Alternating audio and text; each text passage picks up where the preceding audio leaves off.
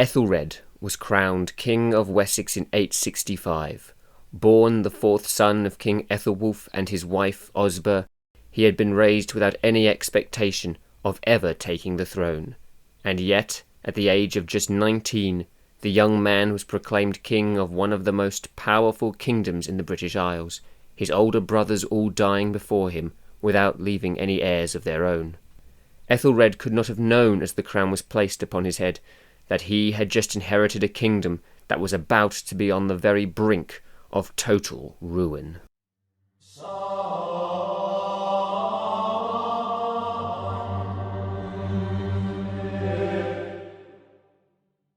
The state of England in the 860s was a changing one.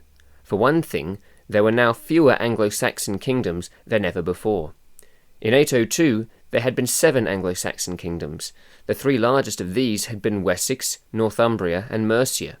The 4 smaller kingdoms, East Anglia, Essex, Sussex, and Kent, were all sub-kingdoms loyal to Mercia. Then, in 825, Ethelred's grandfather Ecgbert defeated the Mercian king, and forever broke Mercian control over the smaller kingdoms.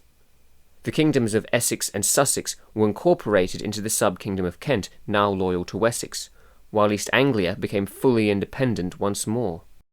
The 5 kingdoms of the Anglo-Saxons had remained the norm in England through the reign of King Ethelwulf until 860, when Ethelred's older brother, King Ethelbert, formally incorporated the sub-kingdom of Kent into Wessex proper, leaving only 4 kingdoms remaining. In 865, Mercia was probably the closest ally to Wessex among the Anglo-Saxon kingdoms. Although Ecgbert had fought a humiliating war against them years before, his own son Ethelwulf had worked hard to keep good relations with his northern neighbour, even marrying his only daughter Ethelswith to the Mercian king Burgred. Around the same time, East Anglia was ruled over by a man named Edmund. We know less about Edmund than most historians would like, and his relationship with Wessex and its new king have been completely lost to time. The King of Northumbria, by contrast, was a man with several stories about him, most of which may have been untrue. King Aelfred of Northumbria had seized the throne from his predecessor King Osbert just 3 years before Ethelred's ascension in Wessex. However, Osbert did not give up his throne lightly, and the 2 men began a civil war for the throne. Despite one account suggesting that Aelfred and Osbert were brothers, most Anglo-Saxon sources, including the Anglo-Saxon Chronicle, reports that Aelfred was not of royal blood, although nothing else of his ancestry is known. However, the new King Aethelred would not have likely given much thought to his relationship to the other Anglo-Saxon kingdoms. For him, there were 2 primary matters that were of immediate concern. The first of these was one of the oldest matters that a new king had to settle, producing an heir. Despite his father Ethelwulf having 5 sons, none of them had managed to produce an heir of their own. Athelstan, the eldest son, had died before his father, and Ethelbald and Ethelbert had both passed away without an heir after only reigning for a brief period of time. Now only Aethelred and his youngest brother Aelfred remained. Aelfred was only 2 years younger than Ethelred, but he was sickly and not particularly strong. Despite this, Ethelred was very close with his brother, the pair having grown up together at their father's royal estate in Wantage. Given the large age gap between them and their older brothers, it was likely during these early years that Ethelred and Aelfred first developed their close bond that would remain with them for the rest of their lives. But Ethelred was not free to solely pursue finding a suitable bride for himself, because of the other matter that required his attention, one arguably even more pressing: the Vikings. Shortly before his taking the throne, a large Viking force had landed in Thanet and burned the local countryside. There was little question that they could do something similar again, and so Ethelred had to take action to ensure that Wessex was prepared for the next attack. For the past several years, Wessex had been spared many of the worst Viking attacks. The kingdom had relied in part on the reputation of Ethelred's father Ethelwulf, who had won a resounding victory against the Vikings at Aclia decades earlier. But by now Ethelwulf had been dead for years, and the Vikings were once again turning their gaze towards Wessex. But no one could have predicted what was about to happen. Sometime in 865, a massive Viking army landed in the kingdom of East Anglia, and it caught the Anglo-Saxon kingdoms completely off guard. This army was made up of thousands of warriors from Denmark, Norway, and Sweden. History would remember them as the Great Heathen Army, and their actions would forever change the course of British history. Unlike previous Viking landing forces, these warriors were not interested in simply pillaging monasteries and leaving. They were here for full-blown conquest. Ever since their attack on the priory at Lindisfarne in 793, the Vikings had been primarily raiders, but now they were planning to overthrow the existing monarchies and establish permanent Viking rule. Why was this happening? One prominent theory was that the death of the Danish king Horik in 854 had begun a corrosion of royal power in Denmark. This spiralling political turmoil had led many opportunistic Vikings to attempt to build new kingdoms for themselves over the seas. Initially, they had focused their efforts on Francia. However, the Frankish king, Charles the Bald, had managed to repulse them, and just a year before the Vikings had landed in England, had signed the famous 37 edicts, strengthening and centralizing his military. The theory goes that, following the strengthening of the Frankish coastline, the Vikings decided to turn their attention to the British Isles. However, there is another motive the Vikings may have had for their invasion, one that the Vikings themselves give for their landing: revenge. One of the greatest heroes of the Vikings at this time was a man called Ragnar Lothbrok. The stories of Ragnar's early life have been so deeply romanticized in the years since his death that some historians have begun to question whether or not he even lived. Stories of fighting dragons and slaying monsters strain the credulity of modern onlookers. However, given that his children's lives are well documented, and that they made specific reference to him as their father, it seems beyond reasonable doubt that a man called Ragnar Lothbrok really did exist, and was highly thought of by his contemporaries, although the details of his life have now been exaggerated to the point of fantasy. Something that is understood about Ragnar is that he purportedly had 6 sons. These were Bjorn Ironside, Ube, Hvitsig, Halfdan, Sigurd Snake in the Eye, and the most feared of them all, Ivar the Boneless. Their successful raids were said to have been second to none, but instead of feeling pride in his son's achievements, Ragnar himself, the stories say, was filled with jealousy. Hoping to match his son's great victories, Ragnar decided to launch an attack on one of the Anglo-Saxon kingdoms that had mostly managed to resist previous Viking incursions. Cautiously, Ragnar chose to steer clear of the kingdom that Ethelwulf had once led, instead determining to attack Northumbria, where Aelle was holding the throne despite Osbert's best efforts. The attack was a complete failure, and Ragnar was killed. While later Viking poets tell of how Ragnar was thrown into a pit full of snakes by Aelle, a more historically plausible explanation would be that he was either killed in battle or was executed afterwards in a more traditional fashion. In any case, the death of Ragnar infuriated his sons Ube and Halfdan, and together they would resolve to attack Northumbria and take revenge on their father's enemy. Their brother Ivar, who had already been leading a separate mission in Ireland, abandoned the Emerald Isle and met up with his brothers when they arrived in East Anglia. Once the army had arrived in East Anglia, the Vikings approached its king Edmund.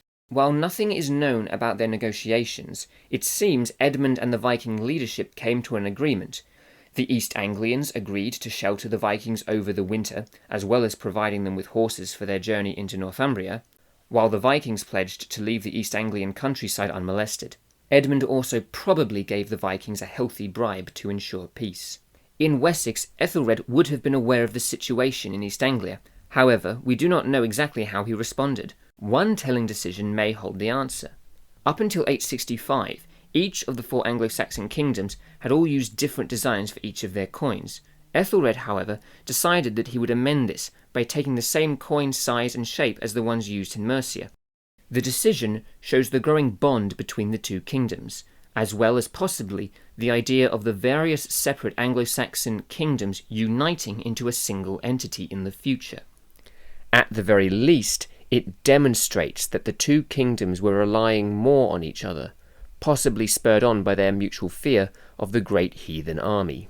Once the winter period was over, the Vikings moved north into Northumbria, one force marching across the countryside while another travelled along the coastline before linking up with the main army. Eventually they came to the old Roman city of York, where they quickly established themselves. Aelle and Osbert, seeing the city in danger, put aside their differences, linked up their armies, and marched together against the Vikings. Upon seeing their enemies approach, the Vikings decided to withdraw into the safety of the city walls, allowing the Northumbrians to surround the city with little opposition. For some reason known only to themselves, Aelle and Osbert decided to attack the Roman walls immediately, instead of settling down into a prolonged siege. Hiding behind the stone walls, the Vikings were able to inflict many more casualties than the Anglo-Saxons did, and once their enemies' forces were depleted, they launched an attack from the city gates and crushed the Northumbrian army. The Battle of York ended with a total Viking victory, and the deaths of both Osbert and Aelle. According to the Viking sagas, Aelle had the horrifying blood eagle performed upon him, an act intended to avenge Ragnar, although the Anglo-Saxon account suggests that he was simply killed on the battlefield. Either way, Aelle was dead, and a puppet king called Ecgbert was installed on the Northumbrian throne. With Northumbria now pacified, the Vikings turned their attention south. The next city that caught their eye was the city of Nottingham, which stood on the eastern side of Mercia. The Vikings moved quickly, entering Mercia in 867 and taking Nottingham without much resistance. There they remained through the winter. King Burgred of Mercia saw this as the first step to a full-blown invasion, and immediately sent word to Aethelred, demanding that he send support, citing their mutual agreement to defend each other's lands. Aethelred accepted, and marched a large portion of his army north into Mercia. His brother Aelfred accompanied him. They were joined by Burgred's army on the way to Nottingham, as well as the king himself and his queen, Aethelswith, the older sister of Aethelred and Alfred. Although she was considerably older than the West Saxon king, it has been hypothesized by historians that she may have been the primary negotiator between the two forces as their armies marched towards Nottingham. Once they arrived, the Anglo-Saxon armies began a siege of the city. However, this apparently did not last long. The Anglo-Saxon Chronicle reports that there was no heavy fight, and the Mercians made peace with the army. Historians generally agree that the Mercians successfully bribed the Vikings to withdraw back to York. Following the withdrawal of the Vikings from Mercia, Aethelred and Alfred decided to leave Burgred and Aethelswith and return to Wessex once more to shore up their own borders. The two brothers parted company with their sister. They would never see her again. It was likely around this time that Aethelred married a woman called Wulfrith. Her lineage is unknown to modern historians, however many of them speculate that she was a member of Mercian nobility. According to historian Stephanie Hollis, Wulfrith's name looks particularly Mercian. This would also make sense given that Alfred married a Mercian woman at around the same time. This may have been part of a pact between Burgred and Aethelred to continue to strengthen ties between their two kingdoms. One point of interest regarding Wulfrith is that she is referred to as Queen in one of her husband's charters. This is unusual. The wife of a West Saxon king was not formally addressed as Queen. In fact, she is only the second woman to ever be granted that title, the other being Ethelwulf's second wife, Judith. The fact that Aethelred allowed his wife to call herself Queen is significant, although the reasoning behind it is unknown. It may have been a condition for the marriage to take place. It could have been Aethelred signalling to the nobility that he was opposed to the rebellion that had deposed his father, or it may simply have been due to his love for Wulfrith. Any one of these are possible. Meanwhile, the Vikings returned to York and began plotting their next move. The conquest of Northumbria had been one of the main goals of the invasion, and with that done, the three sons of Ragnar had to decide what to do next. Ivar was keen to return to conquer Mercia. Despite the fact that Wessex had usurped Mercia as the regional hegemon in the preceding decades, Mercia was still a prestigious target and one worth conquering.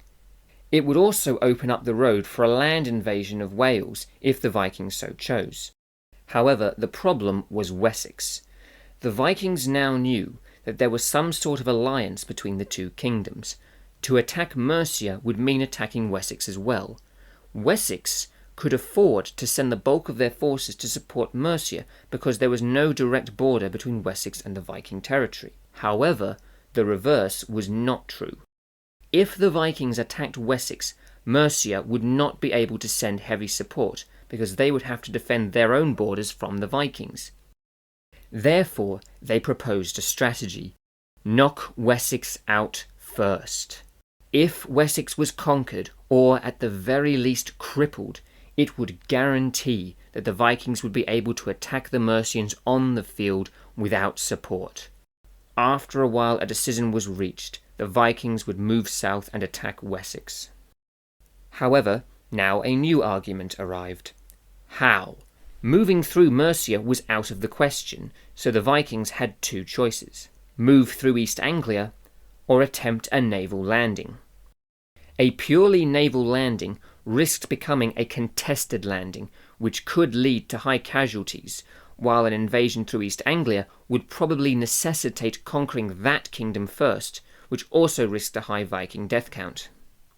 In the end, they chose to go through East Anglia, while also sending word to Denmark for reinforcements. In 869, Halfdan, Ubbe and Ivar marched their armies back into East Anglia. There they began to winter in Thetford, before confronting King Edmund in battle and killing the East Anglian king. According to later legend, Edmund was captured alive and ordered to renounce Jesus Christ. When he refused, he was tied to a tree and shot with arrows. Although this interpretation of his death is legendary, even earning him the title Edmund the Martyr, there are no contemporary documents that claim that this was the method of his death, and it is likely he simply died in battle. East Anglia was subsequently annexed, leaving only Mercia and Wessex still remaining of the former 4 Anglo-Saxon kingdoms. Aethelred began immediately preparing his kingdom for invasion, training levies and growing his army. During those long hours of planning, there was at least one thought that would have given the king strength during these days.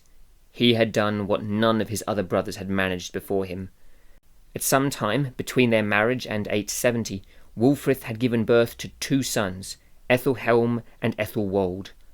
Finally, Ethelwulf's 4th son had managed to present an heir of his own, guaranteeing that their dynasty could endure at least one further generation. That was as long as Aethelred didn't lose his kingdom first.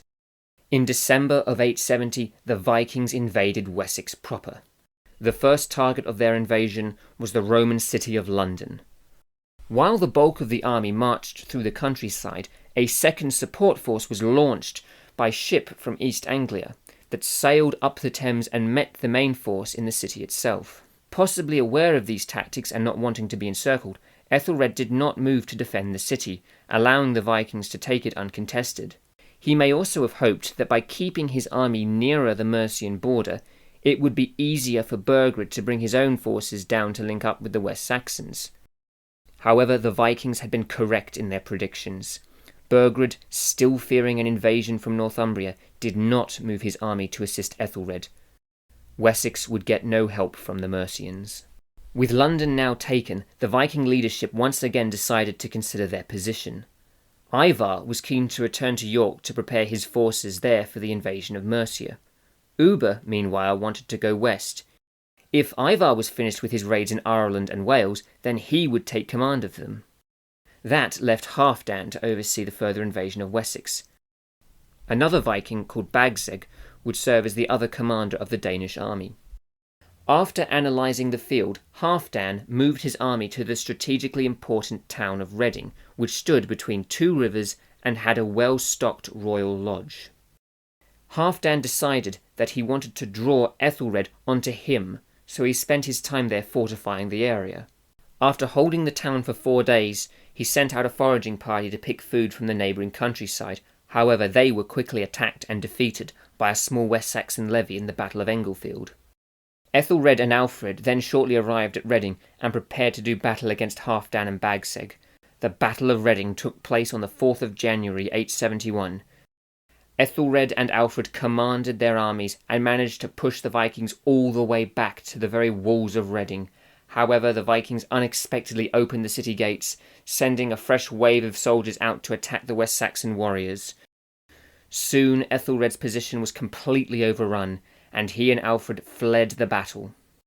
It has been said that Aethelred and Aelfred would have likely been captured following the battle, had it not been for their superior understanding of the local terrain than the Vikings pursuing them. Halfdan was pleased with his victory. He had wanted to win a decisive battle against the West Saxons, and it appeared that he had done so.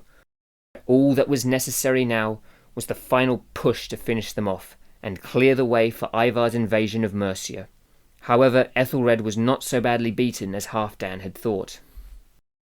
Despite their defeat, Aethelred and Aelfred were quickly able to reorganise themselves and march their army back against the Vikings once more. Caught a little off guard by the speed of the Anglo-Saxon recovery, the Vikings were stopped at a place called Ashdown, often thought to be King's Standing Hill in Berkshire. The Vikings quickly took the strategically superior position of the ridge at the top of the hill, giving them a clear advantage in the battle. Aethelred, meanwhile, positioned his forces at the bottom of the hill. Halfdan and Bagseg then divided their army into two smaller groups, with the two leaders taking one flank and their jarls controlling the other. Aethelred noticed this, so he also separated his army into two groups, with his half opposing Halfdan and Bagseg, while leaving Aelfred to face the jarls.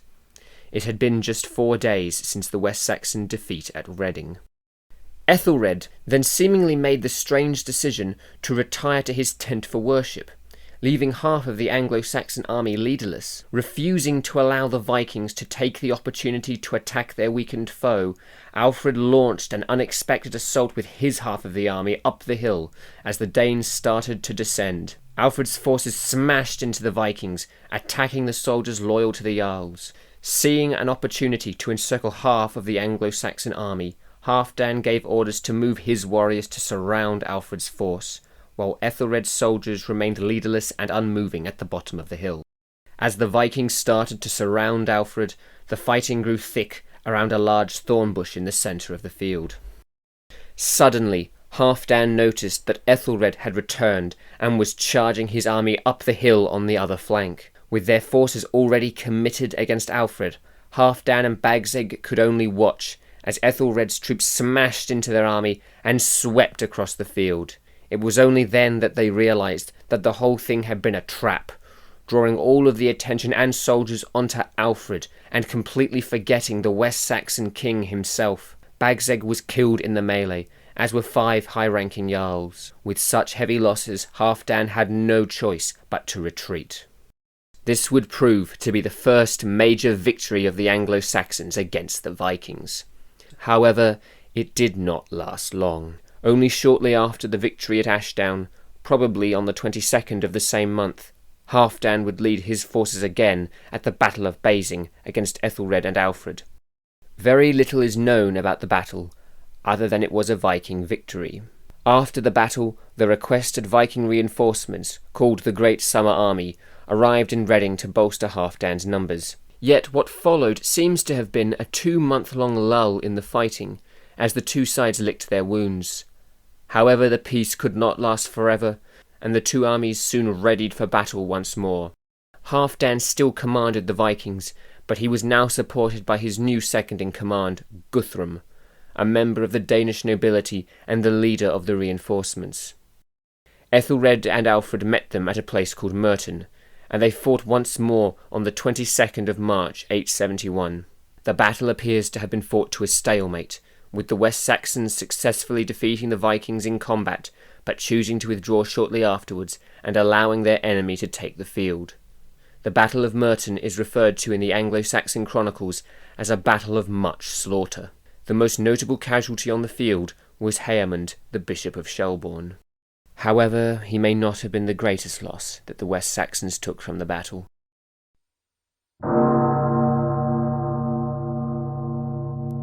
About a month after the battle, sometime in late April, Aethelred, King of Wessex, passed away. How he died is not recorded, but it has often been speculated that he took some serious injury at the Battle of Merton, which slowly killed him over a prolonged period of time. He had inherited a prospering kingdom, yet he left it on the verge of destruction, though it was no fault of his own. At the time of Aethelred's ascension, Wessex had developed an incredibly stable method of handing the throne from one monarch to the next. Now, for the first time since his grandfather Ecbert's ascension in 802, the line of succession was not so clear. Ethelhelm was still only a child of no more than 5. Making him king during such a war would be a dangerous risk. Bypassing him and giving the throne to Aelfred could be little better, as it would begin to unravel the precedent that Ecbert had established of handing the crown from father to son all those years ago, and could lead to future dynastic conflicts. Aethelred died with the future of his kingdom and family uncertain. He was 25 years old. Ethelred's brother Aelfred would spend much of his own life trying to play down the achievements of his brothers in his writings. He frequently had it written that he was much more popular and brave than them, even to the point that he likely removed their presence from entire battles simply to elevate himself. However, even he could not fail to have it written that Aethelred had been a good, honourable and brave king who had ruled Wessex well for 5 full years. Though he did not ultimately prevail, there can be no doubt that of the first 4 Anglo-Saxon kings who faced the great heathen army in battle, Aethelred undoubtedly defended his homeland the best, and inflicted the first major defeat against the otherwise unstoppable Viking invasion.